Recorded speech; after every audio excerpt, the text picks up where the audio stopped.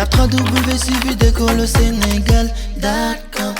À École au Sénégal, c'est facile, tu n'as qu'à te connecter. Tape École au Sénégal, les leçons sont beaucoup plus détaillées. Donc, après la notion d'espèce et les différents critères auxquels vous verrez dans une documentation beaucoup plus ou un peu moins, ça dépend, surtout les 3 critères qui sont en première position, on peut définir maintenant une espèce comme étant un ensemble d'individus qui se ressemblent suffisamment et qui présentent des ressemblances en tout cas plus entre eux qu'entre d'autres groupes et qui sont interféconds avec une descendance fertile. Donc ça, c'est une condition aussi importante. Ce qui fait qu'il y a donc dans le monde, comme nous le savons, une grande diversité, mais avec ce travail, ce travail scientifique de classification, on peut, chaque fois qu'on découvre un individu qu'on ne connaissait pas, utiliser ces critères-là pour pouvoir l'identifier, même si aujourd'hui, essentiellement, c'est les critères chromosomiques avec l'ADN qui permettent donc très rapidement de savoir à quoi on a affaire. Mais néanmoins, il y a toujours des difficultés. Donc, si vous prenez l'homme, il y a toujours que ce soit l'homme, chez les plantes, il y a des termes quand même qui méritent qu'on s'y arrête. C'est par exemple pour les animaux, notamment comme l'espèce humaine, ce qu'on appelle des races. Donc les races ne font pas partie donc des critères qui permettent d'exclure un individu d'une espèce. Donc autrement dit, si vous prenez l'espèce humaine, on a des noirs, des blancs, donc il y a des asiatiques, eh bien ces individus-là appartiennent à la même espèce que celle donc de tous les hommes, mais sont de races différentes. Si vous prenez les végétaux, le terme race a un équivalent, c'est ce qu'on appelle les variétés. Les variétés.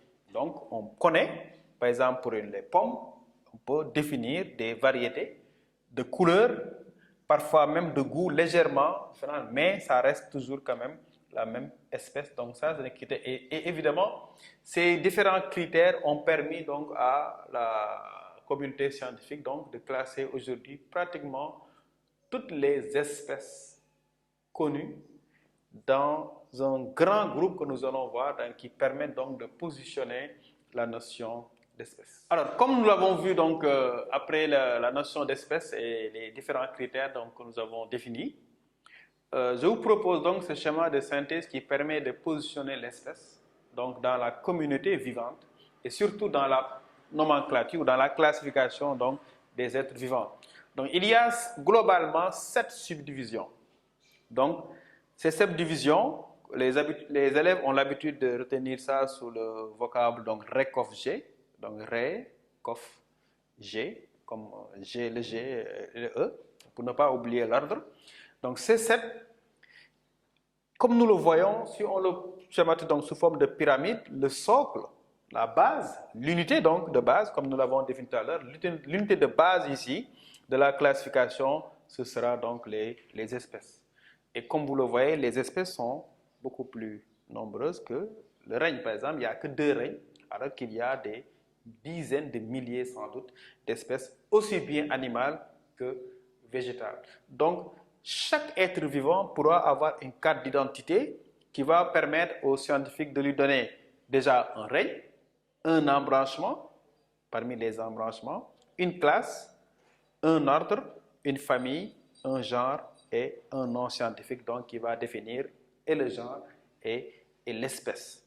Donc, le règne est la subdivision la plus élevée puisque nous allons distinguer 2 règnes, donc le règne animal et le règne végétal. Donc tout ce qui est animal et tout ce qui est végétal. Maintenant, il y a évidemment des sous-subdivisions. Par exemple, on peut parler de sous-règnes.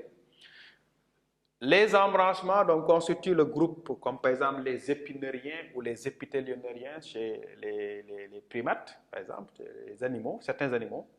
Eh bien, ces embranchements aussi, même chose, il y a des subdivisions telles que vous pouvez parler par exemple de sous-embranchements, comme vous pouvez parler donc de sous-ordre. Et pour ces embranchements, donc, il y a un groupe restreint après d'embranchements Et l'expérience montre que plus vous descendez, plus les individus présentent donc une ressemblance, parce que si vous prenez des animaux comme le chat et le puma, on voit nettement une certaine ressemblance, ou le lynx, on voit une ressemblance. Mais plus vous montez, genre, famille, ordre, classe, embranchement, règne, plus vous voyez que les espèces donc présentent, ou les individus présentent donc des différences morphophysiologiques. Ensuite, pour en revenir aux classes, même chose. Donc, dans un règne, il y a plusieurs embranchements. Dans chaque embranchement, il y a plusieurs classes. Dans chaque classe, il y a plusieurs ordres. Dans chaque ordre, plusieurs familles. Et dans chaque plusieurs familles, évidemment, plusieurs genres. Et dans plusieurs genres, donc, il y a différentes espèces. Donc, qui est la subdivision de base. Ensuite, pour donner un exemple, par exemple, la classe. Ici, si vous considérez le règne animal, on peut voir, par exemple, chez les animaux, ce qu'on appelle les vertébrés et ce qu'on appelle les invertébrés. Prenons un exemple de vertébrés, par exemple, le lion. Un exemple d'invertébré, la crevette. Donc, ce sont des animaux, parce que donc ils appartiennent au règne animal. On peut définir depuis leur espèce, depuis leur genre, le genre Felis par exemple ici, tigre, là, jusqu'au règne. Si vous prenez ces vertébrés, les vertébrés comprennent après les embranchements, par exemple, le plus simple en seconde, c'est de détailler leurs classes. Par exemple, il y a 5 classes de vertébrés, donc très connues. Ces 5 classes, la première classe, c'est la classe des poissons.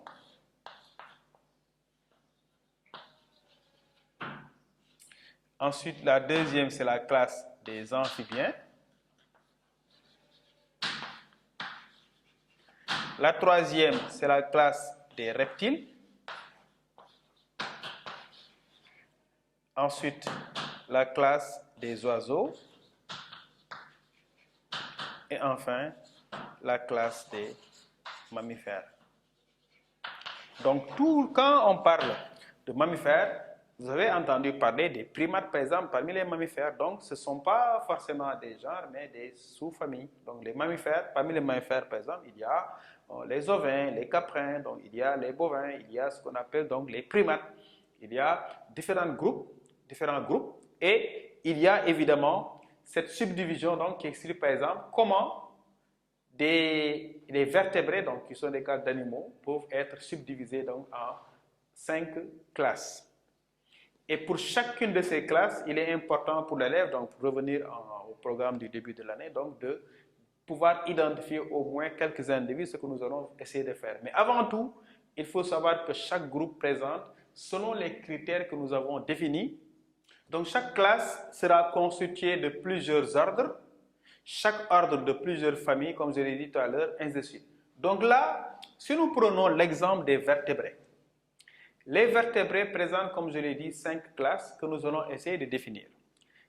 La première classe, c'est la classe des poissons. Donc, les poissons, ce sont des vertébrés, donc des vertébrés qui, comme vous le savez, sont aquatiques et qui présentent donc une peau recouverte d'écailles. Donc, ce critère, même s'il y a d'autres critères, on aurait pu parler donc du nombre de cavités dans le cœur, de la circulation sanguine, du type de respiration, mais un critère universel et facile surtout pour les petites classes permet de classer, de catégoriser les poissons pour les différencier de toutes les autres espèces parce qu'aucune autre espèce ne présente des écailles libres. Donc, les poissons sont des vertébrés dont le corps est recouvert d'écailles libres. Ce sont les seuls comparés donc aux 4 autres classes. Donc, l'exemple de poisson ici, on peut prendre par exemple la carpe, on peut prendre la dorade, on peut prendre le capitaine, on peut prendre encore le requin. Même si pour le requin, quand vous regardez la peau du requin, donc elle ne paraît pas forcément proche des autres poissons par rapport aux écailles, même si c'est de petite taille, mais même forme. 2. Les amphibiens. Les amphibiens sont des vertébrés dont le corps est nu. Donc là aussi, il y a d'autres critères. On aurait pu s'intéresser à leur reproduction, on aurait pu s'intéresser à leur mode de vie ou bien à leur physiologie. Mais ce caractère aussi est un caractère exclusif, puisque seuls les amphibiens présentent parmi les mammifères, bien sûr, les vertébrés, seuls les amphibiens présentent une peau nue.